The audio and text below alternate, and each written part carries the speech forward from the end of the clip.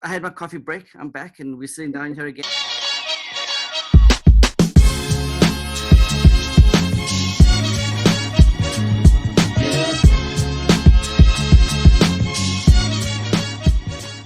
I'm back, and we're sitting down here again, and I'm now gonna go into the Watchers, chapter 2 of Eilidh Miller's book. This is Eilidh Miller. She's the author. Eilidh Miller is a fascinating human being, not only because of my opinion, but I have your associates and friends that have told me, you've got to meet Eilidh Miller. You've got to talk to Kevin. She's fascinating, and now I can know why. And the reason we have Eilidh Miller with us is because of this pure fact right here. Eilidh wrote 2 books.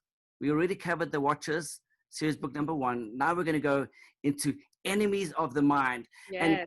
And I love this because I'm all about the mindset. So I'm a serial entrepreneur.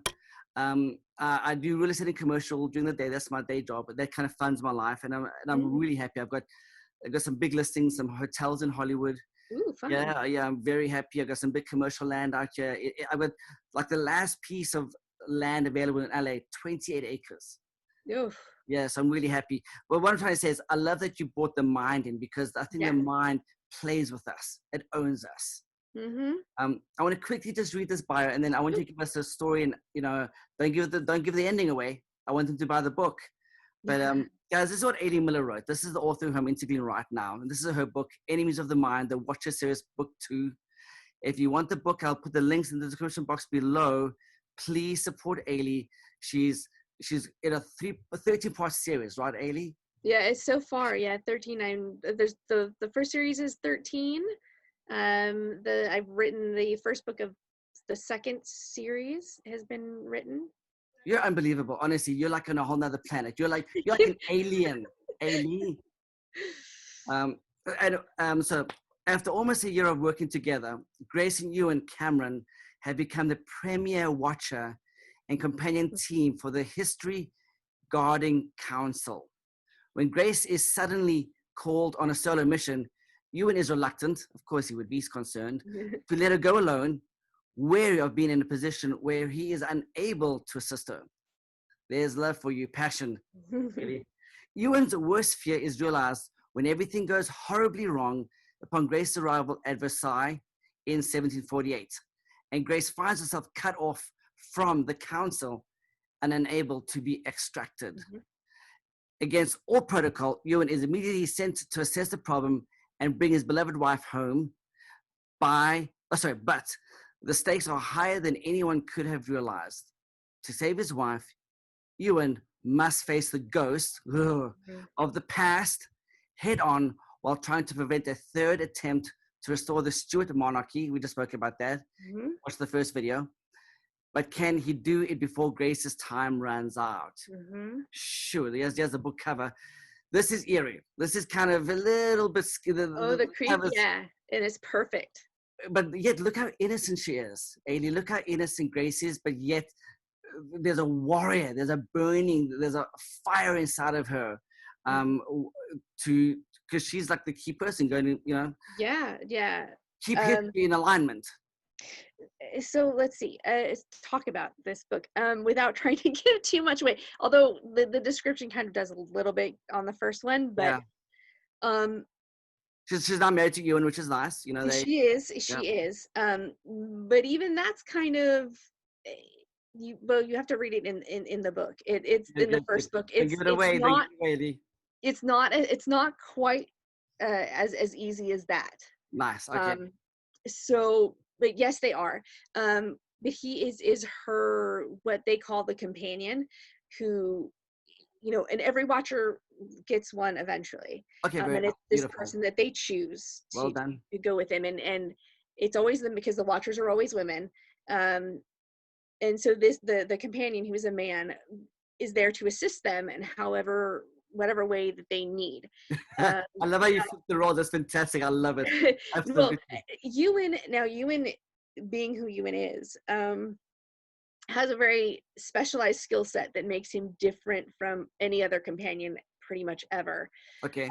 So the way that he assists Grace on missions is 100% different than anyone else would. So he's kind of at this point where he's just like, well, we've been going out together for like this whole year, and now suddenly she has to go by herself, and there's just something about it that doesn't sit, it doesn't sit well with him. There's something is not right.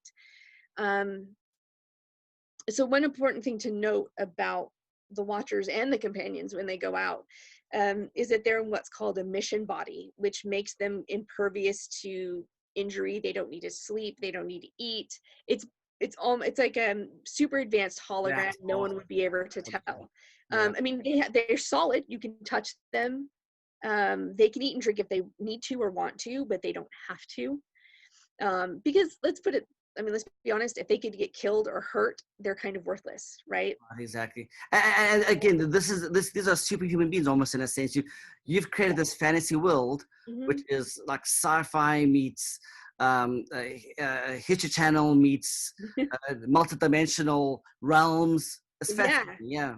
And so so basically what happens, she gets sent in on the solo mission, and something happens. Something goes wrong. And I'm not going to give away what that is, but something goes wrong, and it cuts her off from the council and makes her 100% human. Oh my God. This world that she's just like, oh, this is not good. Yeah. This is bad. And so when they can't pull her back out, Ewan gets sent in against protocol because he's now jumping back into his own timeline, his own life. Right. 1748, he's supposed to be dead. Right? He was supposed to have died in 1746. Battle.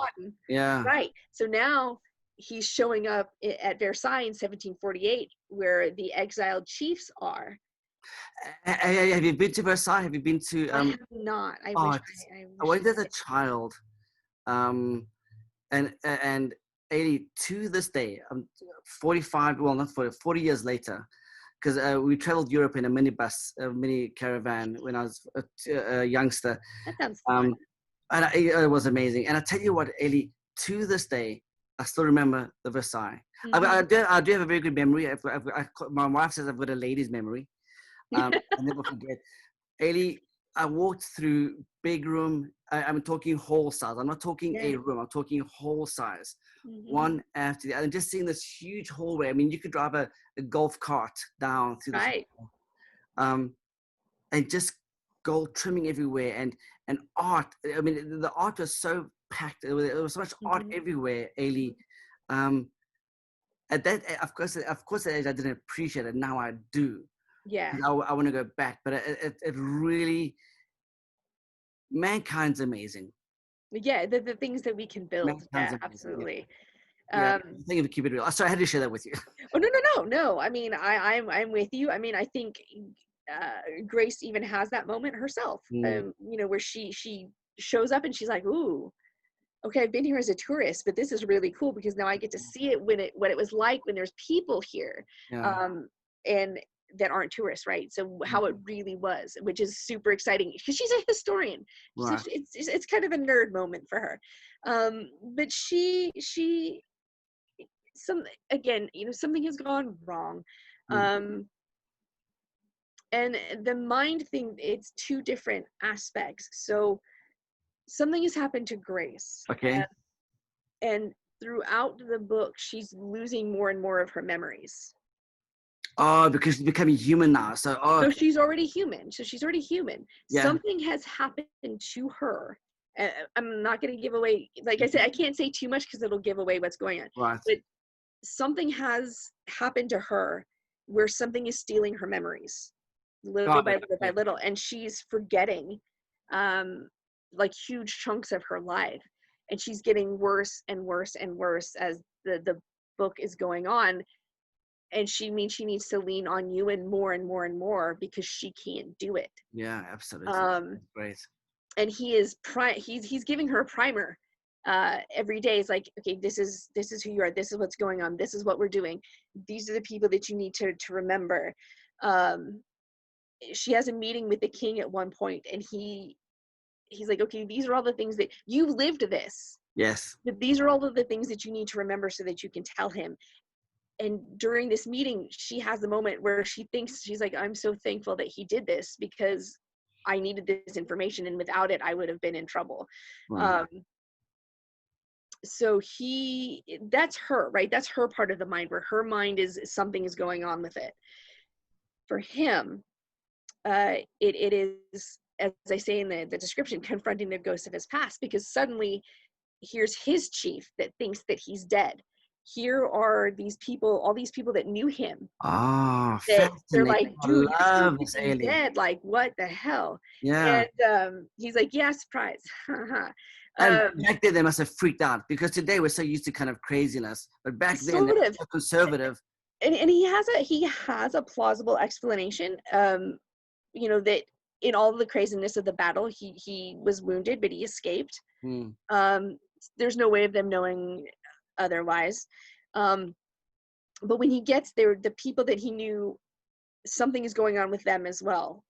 But he's confronting this after a year of being away and being his own man, and kind of seeing his treatment for what it was in the past, and he's angry.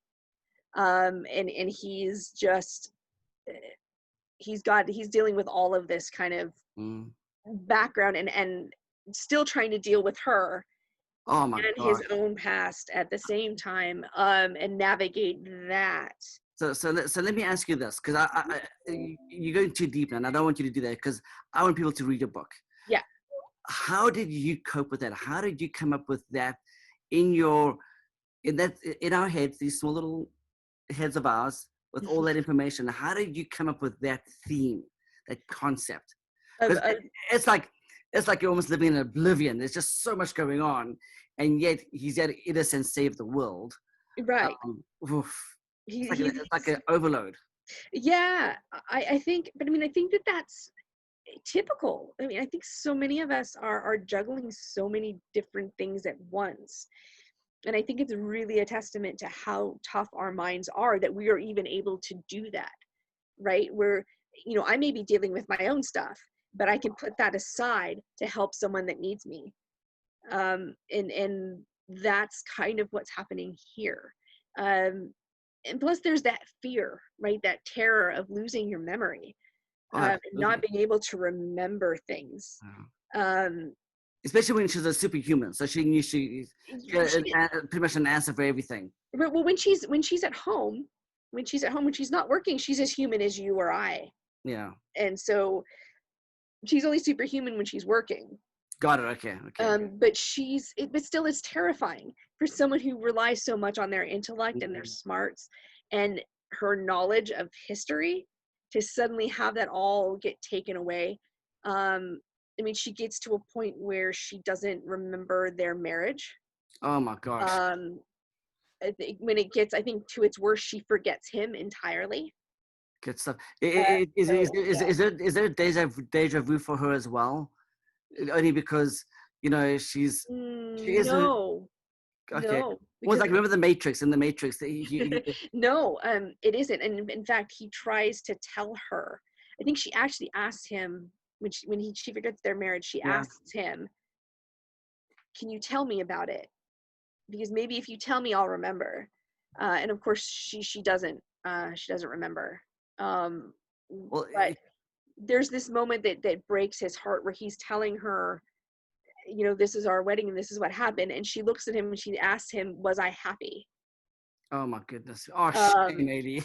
And so, you know, he's just like, oh God. Eilidh, I think that question there is probably what would be on everybody's mind. Mm-hmm. And was I happy when we got married? Yeah. Absolutely. Yeah. Well, thankfully, of course, yes, because he's loyal to her, because that's why he's trying to save her. Guys, this is Eilidh Miller. This is her book, Enemies of the Mind. Great title. And what I love is it's a part of a 13-part series called The Watchers, which is just awesome. Again, please, if you can, subscribe to my channel, crush the like button, slam on the bell so you can notify whenever I put a new video up. This is going to be a part of my book series that I do on a weekly basis. This is Eilidh Miller's book series over here. Again, the links will be in the description box below. There's The Watchers series 1, which is the beginning, going to series 2. And over here, if you guys want to reach out to Eilidh, maybe, Eilidh, do you do any consulting? Do you do any kind of coaching, or maybe a mastermind session when you go on tours and so forth like that? No, I haven't had a chance.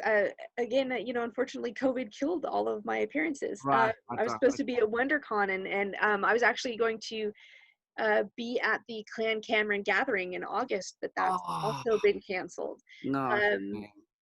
I mean, I'm happy to give advice to, or as best I can, to people, because I'm learning too. Yeah, And, yeah. so, but I'm happy to answer anybody's questions I as love that. best I can.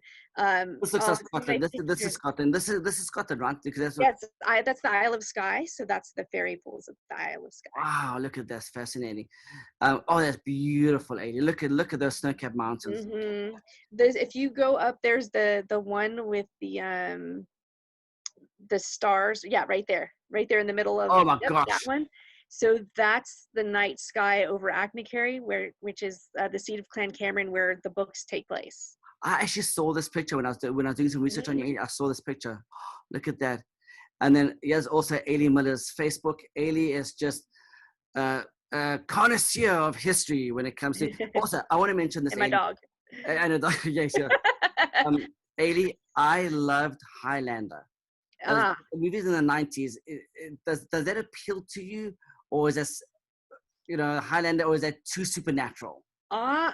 Okay. Confession time. I've not actually seen it. My husband has. Your husband has? My husband has, Yeah. which is why we actually went to Eileen Dunnan, which is the castle where Highlander is set. So, right? So is it, because they have the is it the MacLeods, right? Yes, yeah, the MacLeods. Oh, wow. So that castle, Eileen Dunnan, I mean, it exists. You can go there. Yes. It's amazing. Eilidh, what I want to do is, yes, your website. I'm so sorry. Yes, your website. I apologize. Oh, no, it's fine. So, this is beautiful. Well done, Eilidh. I've got to end this, Eilidh. What I'm going to do is I'm going to put all of Eilidh's contact details in the description below. Guys, she's an aspiring author. I think she's magic. I think she's got so much to offer. Her stories are wild and wonderful and amazing.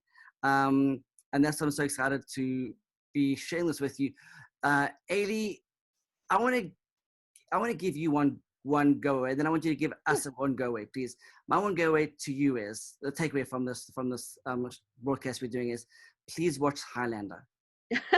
Okay, I will try. I'm not saying all of them, but at least the first one. It's a superb movie. At least, well, because as a child, it really appealed to me. And teenager, you think you're just indestructible. Can you give us one go away, Hayley, during this time, and you've had a crack in your universe, your whole year's changed because of COVID. What do you have for us? Something to take away from Eilidh Miller. Besides Baba books. No. I just want to see, kind of just remember what makes you happy and do that. Try to be creative. And if you are thinking, let's just take this for instance, if you're thinking about writing something, sit down and write it. Don't let anything stop you from doing that. I didn't, right? I mean, you find your time here and there, but never stop learning, never stop studying things. You'd be surprised, I think, with what you find out, that a lot of the stuff that you thought you knew maybe at best was the Cliff Notes version. Right, exactly. So, like I said, try to find the thing that makes you happy. Right. It's what's going to keep you sane. And I think you saying that, do you think you've kind of found some self-mastery? Do you think in this journey of writing these books, Eilidh, you found some kind of inner core? I believe in self-mastery. I believe like we're life learners, right? Every day we're advancing to become a better human being, a better person, right? A better civilization, a better society, better village. I think you've done a superb job. I'm talking on a whole nother level of just the natural, what I think the natural is. What I'm talking about is I think that you've tapped into a source of energy that is fulfilling you. And I think if we start self-discovering that ourselves, we'll get more and more and more of it, because there's more to life than just what we have. There's more to life than this. Yeah, you have to find the thing that speaks to you. And in my case, I have. I was able to take my history nerd, because I was a minored in history. So I was able to take that and kind of use it to create this world where, again, writing the book that I wanted to write. Oh yeah, yeah, something for you. I've got something for you. You're going to be famous. So that's what my sister. Yeah, yeah. So I just got that. So I get these spontaneous thoughts, and honestly, you're going to be famous. And what I want you to do is don't forget us. I won't. I promise I will come back. In fact, I want to say when the third one comes out, whether I release it myself or a publisher releases it, I will come back and talk about it with you. Thank you, Eilidh. And I do know some publishers. So when you're ready. The most important thing is get your content first, because, and also the most amazing thing is, Eilidh, that's intellectual property. It's called an IP. You own that. That's yours forever. Yeah, they're all copyrighted. All the first drafts have been copyrighted. Well done. In fact, the third one is with a publisher for consideration right now. I'm still waiting to hear back from them, but. Well done. You're going to be famous, by the way. You're going to be famous. Yeah, your lips to God's ear, sir. Absolutely, and I do believe that, I've been mostly right in when I have those prophetic words. Anyway, Eilidh, you're wonderful. Thank you for your time. Thank you. I could spend 10 hours with you, by the way. You've got such a fascinating mind. It's a beautiful mind. I mean in a sincere way. Please. Keep doing phenomenal work. Of course you will. And I look so forward to catching with in the near future. Yeah, and like I said, I'll let you know. I'll reach out when whichever way it goes, and then we can talk about it. Thank you. That's been wonderful, Eilidh. Thank you. Yeah.